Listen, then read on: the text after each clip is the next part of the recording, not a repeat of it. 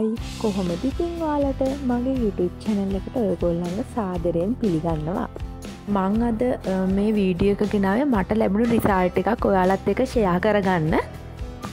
ඔයාලට පේනවා ඇති මේ වීඩියෝ එකේ මගේ ඉස්සර කලින් තිබ්බ කොණ්ඩේ මේ මම දැන් මේ කොණ්ඩේ මගේ උරහිස ගානට කැපුවා ගිය මාසේ. දැන් හරියට මාසයක් ගිහින් තියෙනවා.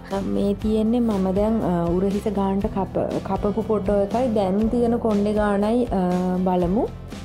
ඔයාලට පේනවා ඇති මාසෙට සෑහෙන්න මේ ක්‍රේල් කොණ්ඩයක් මේ විදිහට වැවිලා තියෙනවා. ඉතින් ඇත්තටම මේකට හේතුව මම මේ දවස්වල කරන ට්‍රීට්මන්ට් තමයි. මම මේ දවස්වල පාවිච්චි කරන්නේ මං ගෙදරම හදාගත්තු කෝමාරිකා තෙල් එක. මං කෝමාරිකා තෙල් එක හදන විදිය ගැන වීඩියෝ එකක් දාලා තියෙනවා. ඇත්තටම මංවත් හිතුවේ නෑ ඒකෙන් මට මාර රිසල්ට් එකක් තියෙන ඉක්මනට කොණ්ඩේ වැවිලා කොණ්ඩේ ඝනකම් වෙලා. ඉතින් මට හිතුණා මම කරන තවත් පොඩි දෙයක් ඔයාලත් එක්ක බෙදා ගන්න. අද වීඩියෝ එක ගෙනාවේ තවත් එයා ට්‍රීට්මන්ට් එකක් ගැන කියලා දෙන්න. කොණ්ඩේ වැවෙන්න තව ප්‍රධානතම හේතුවක් තමයි මේ විදියට හිස් කබල හොඳට සම්බාහනය කරන එක. මම මේක අනිවාර්යෙන්ම කරන දෙයක්. අනිවාර්යෙන් රැට නිදා ගන්න කලින් විනාඩි 20ක්වත් මේ විදියට කොණ්ඩේ මසාජ් කරන එකෙන් හොඳ ප්‍රතිඵල ඔයාලට ලබා ගන්න පුළුවන්. ඉතින් බලමු කොහොමද මේක කරන්නේ කියලා. මනම් මේක කරන්න පොඩ්ඩක් අර එඬරු තෙල් හරි පොල් තෙල් හරි මොන හරි තෙල් වර්ගයක් අරගෙන පොඩි ප්‍රමාණයක්, ඒ කියන්නේ තෙල් ගොඩක් නාලා වගේ ගන්න නැතුව නිකන් පොඩි ප්‍රමාණයක් අරගෙන මේ විදියට ඇඟිලි තුඩු වලින් රවුමට මුදුවට මම කොණ්ඩේ මසාජ් කරගන්නවා. ඔයාලා මේ විදියට මසාජ් කරනකොට අනිවාර්යෙන්ම ඔයාලට නිකන් සනීපයක් දැනෙනවා නම් ඒක තමයි හරිම විදිය. ඇත්තටම කොණ්ඩේ මසාජ් කරද්දී එහෙම අමුතුම සනීපයක් දැනෙන්න ඕන. මේ වැඩෙන් ඇත්තටම ස්ට්‍රෙස් එක ගොඩක් දුරට නැති වෙනවා. ඔයාලට සැහැල්ලුවක් වගේ දෙයක් තමයි දැනෙන්නේ.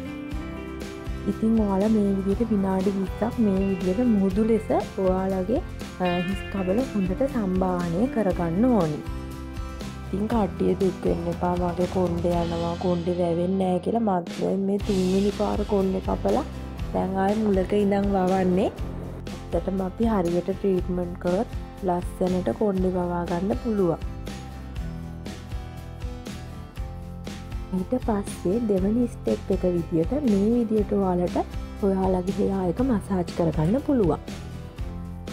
මේ ක්‍රමෙන් ඔයාලගේ රුධිර සංසරණ වේගය වැඩි වෙලා හිසකෙස් ඇදීම වැඩි කරනවා. තව විශේෂයෙන්ම දෙයක් කියන්න ඕන මං hair pack එකක් දානකොට එතකොට තෙල් එකක් හදද්දී අනිවාර්යයෙන්ම එඬරු තෙල් භාවිතා කරනවා. මම එඬරු තෙල් පාවිච්චි කරලා මට ගොඩක් විශ්වාස තියෙනවා වැඩිපුරම කොණ්ඩේ ඝනකම් වෙන්න එඬරු තෙල් අපිට පාවිච්චි කරන්න පුළුවන්.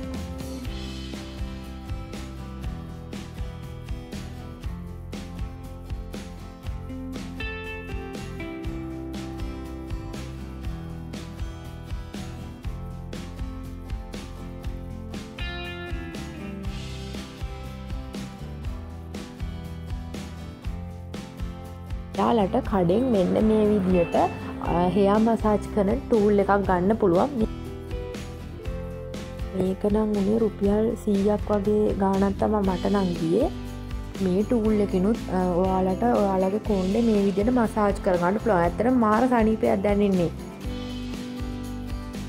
අඩුම දවසට ඔයාලට නිදා ගන්න කලින් අවම විනාඩි 20ක්වත් මේ විදියට හිස් කබල හොඳට මසාජ් කළා ඔයාලට ඉක්මන් රිසල්ට් එකක් ලැබෙයි. ඒ වගේම තමයි ඔයාලා අනිවාර්යෙන් දවසට දෙපාරක්වත් කොණ්ඩේ පීරන්න. එතකොට දැති ලොකු පණාවක් ගන්නවා නම් ගොඩක් හොඳයි. මොකද එතකොට කොණ්ඩේ කැඩෙන ප්‍රමාණය ගොඩක් අඩු වෙනවා. තව දෙයක් තමයි ඔයාලා ෂැම්පූ හැමදාම පාවිච්චි කරන්න එපා. මොකද ඔයාලගේ කොණ්ඩේ ගොඩක් ඩ්‍රයි වෙන්න බලනවා. හැමදාම ෂැම්පූ පාවිච්චි කරන්න එපා. අඩුම සතියට දෙපාරක්වත් ෂැම්පූ යූස් කරන එක කමක් නෑ. හැමදාම ෂැම්පූ ගන්න නම් එපා. මම පාවිච්චි කරන කෝමාරිකා තෙල් එකේ වීඩියෝ එක ඔයාලට බලන්න ඕන නම් ඩිස්ක්‍රිප්ෂන් බොක්ස් එකේ මම ලින්ක් එක ෂෙයා කරන්නම්. ඒකෙන් ඔයාලට බලන්න පුළුවන්. ඉස්සරහට තව දේවල් try කරලා මට රිසල්ට් තිබ්බොත් ඔයාලත් එක්ක ෂෙයා කරගන්න. ඉතින් අලුත් වීඩියෝ එකකින් හම්බෙමු. හැමෝටම සුබ දවසක්.